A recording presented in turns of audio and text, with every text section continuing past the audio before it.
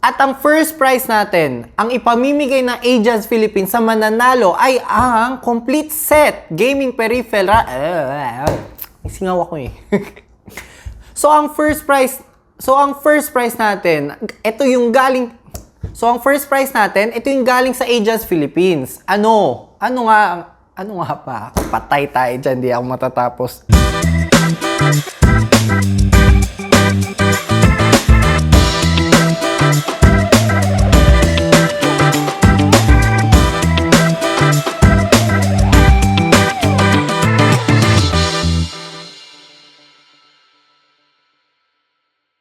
Good morning, good afternoon, and good evening, mga kakuripot. So, eto na naman tayo. Nandito na naman tayo sa Battle of the Keyboard. So, ngayon naman, ipaglalaban natin ang dalawang 60% mechanical keyboard natin.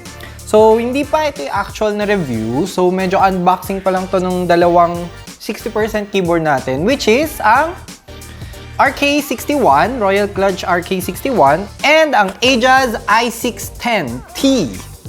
Okay, ang hirap basahin ang numero nila. Sana naging RK61 na lang rin. Okay, so ayan. So i-unbox muna natin at saka siguro after a few weeks, i-review ko sila. So i-compare ko kung anong mga meron ma-compare sa kanila. So tara, simulan na natin. And stay tuned pala dahil ito na rin ang pag-giveaway kong video. Okay, simulan natin sa RK61. Actually, itong RK61, medyo marami rin nag-request na itong keyboard na to na i-review ko daw. Medyo sikat kasi ang Royal Clutch no? Kasi budget siya at the same time, magandang pagkakagawa sa kanya. Okay, so what's in the box? Ano to? QR code para sa instruction, ewan ko. Okay? Tsaka yung keyboard, wireless ba to? Actually, hindi ako sure. Wireless ba siya? So, ito yung RGB, anong version? Wala kasi masyado nakasulat sa, sa box. So, hindi ko na masyado tinignan. So, ito ang version na RGB. Tsaka, color black. Hindi ko makita kung anong switch. Okay, so tingnan na lang natin. Okay, so, tsaka nakahiwalay yung cable. So, wireless ata to. Ayun, may keycap puller rin siya. Tabi ko na yung box. So, ayan. Tabin muna natin tong Ajas. Okay? So, ayan. So, yung cable is non-braided. Okay? So, hindi rin siya gold-plated. Type-C. So, okay. Maganda. Mga early adopters ng Type-C. Okay. So, ano na ba to? Okay. So, ito na siya. Yan. May Royal Clutch sa kanyang bandang baba. Actually, yung Ajas nagagawa rin naman yan. So, 4 na rubber feet. Wala na siyang kickstand. So, on and off. So, mukhang wireless nga siya dahil may battery siya. Ayan, ang liit na liit siya. So, sa review ko na lang rin tingnan kung ilang gram siya. So, sa ngayon, parinig ko na lang rin muna yung typing sounds niya mamaya. Buksan natin. Kabit ko lang.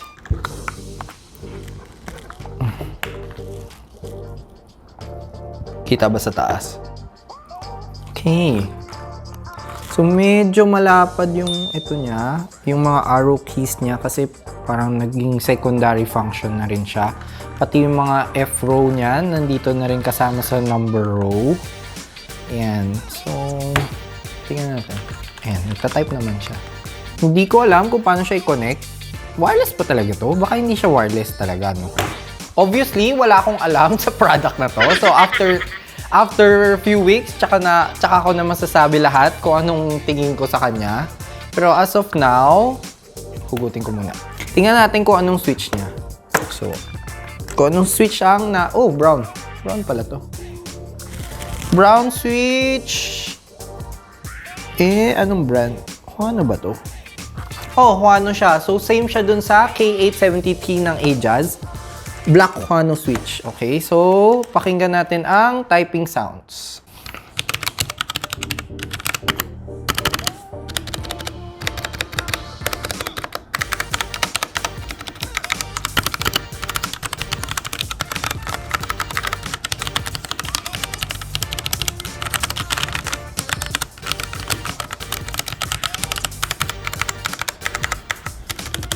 So based sa narinig ko at saka sa pagka-typing feel ko, Feel ko may lube rin yung kanyang mga stubs. Hindi ko lang alam kung yung switch meron. Oo.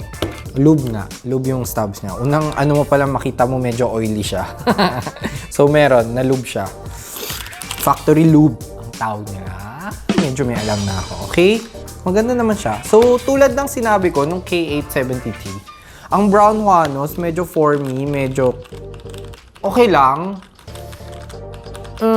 Siguro hindi ako sanay sa tactile kasi medyo light lang ang tactileness ba? Tactility?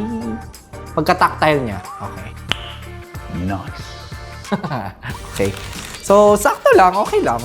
Punta naman tayo sa Ajaz i610T.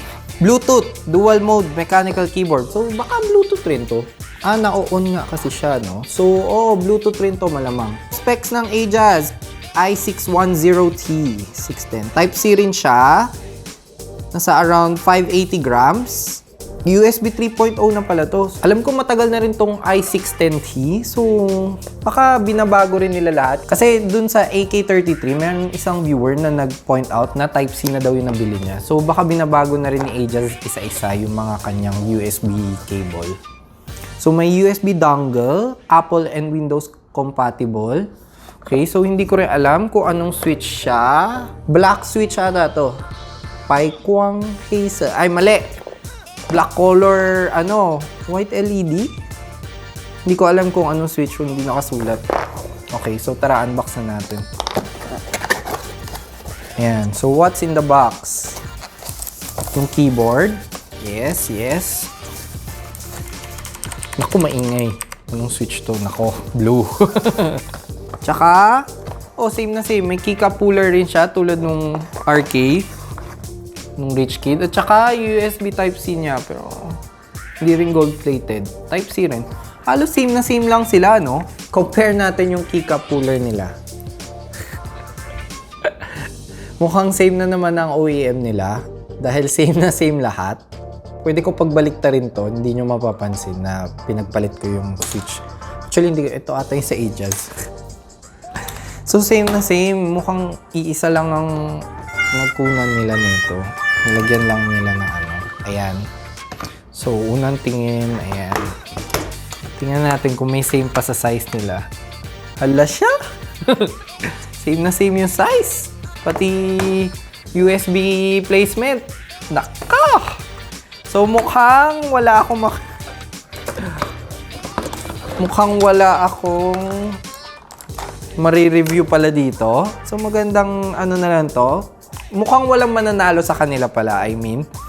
So, first time ko gagamit ng 60% keyboard. So, sana matuwa ako. Switch. Sana may pinagkaiba sa switch nila.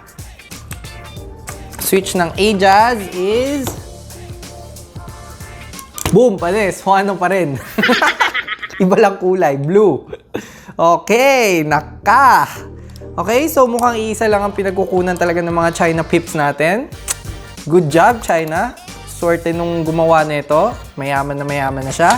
Typing sounds na rin ng Blue Juano switch. First time ko lang rin naman makakuha nito.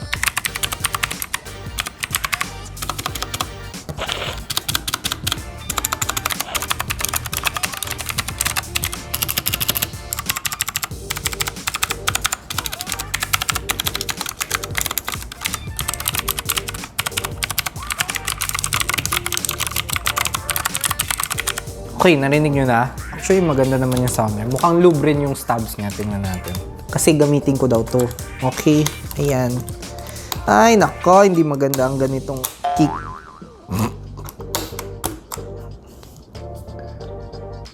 Okay, lube rin siya. Kitang-kita. Nandiyan pa yung lube. Ayun lang. Pero mukha naman silang solid.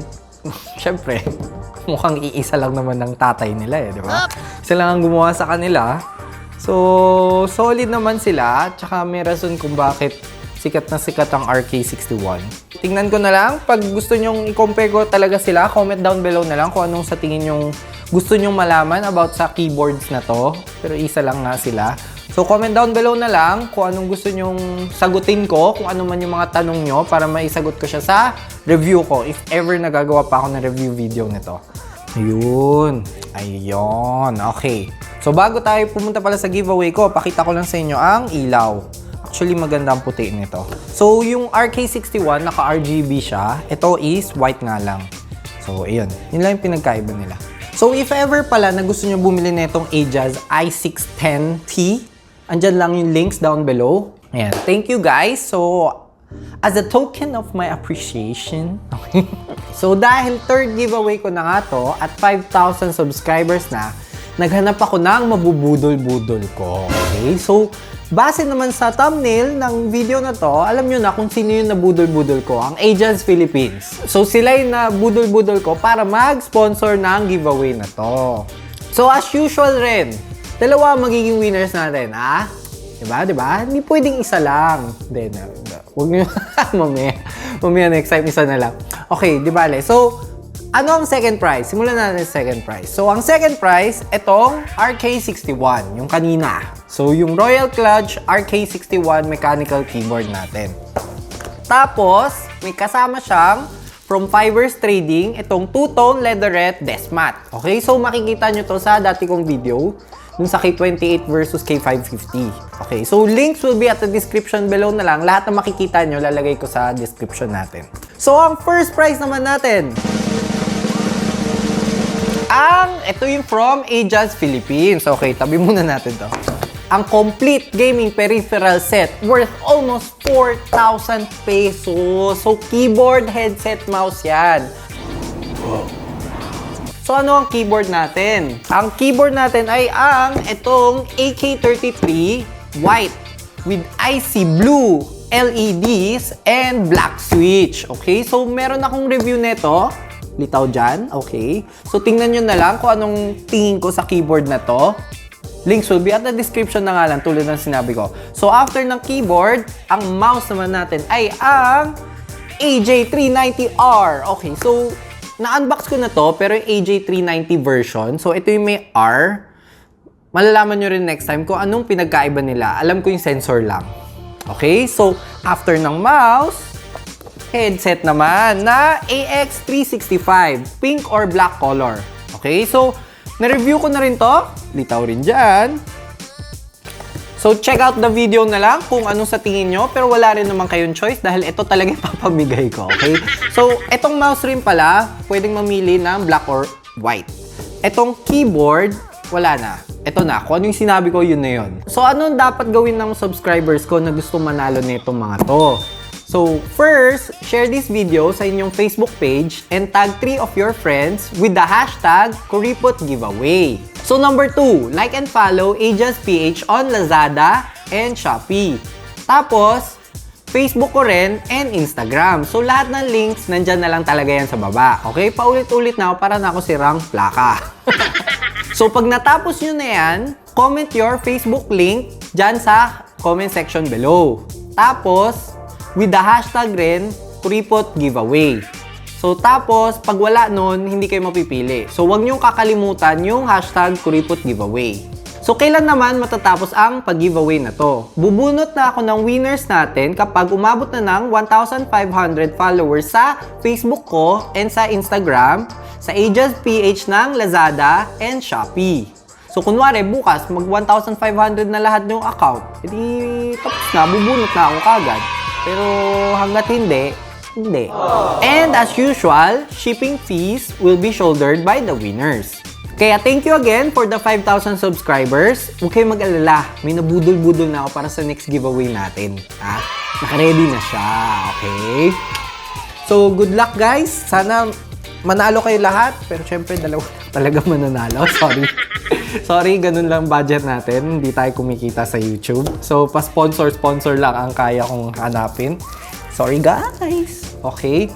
So, sige guys. Good luck and happy liking, following. Let's do this again. Bye-bye.